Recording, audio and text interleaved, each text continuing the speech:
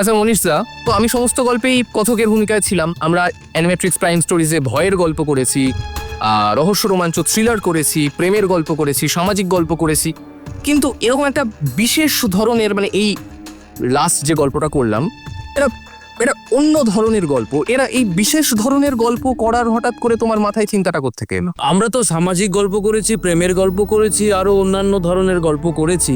তো আমার মনে হয়েছিল যে একটু যদি জলদস্যুদের কাহিনী শোনাই। তো পড়তে পড়তে হঠাৎ হেমেন্দ্র কুমার রায়ের এই জলদস্যুদের কাহিনী হন্তারক নরদানব পড়লাম। তো আমার মনে হলো যে শ্রোতা বন্ধুদের একটু স্বাদ বদল করি, দেখি কেমন হয়। এই জন্যই আমরা এরকম একটি গল্প নিয়ে আসার চেষ্টা করছি। জানতে হলে আপনাদের শুনতে হবে অ্যানিমেট্রিক্স প্রাইম স্টোরিজে হেমেন্দ্র কুমার রায়ের জমজমাট জলদস্যুদের কাহিনী হন্তারক নরদানব। শুনতে ভুলবেন না কিন্তু।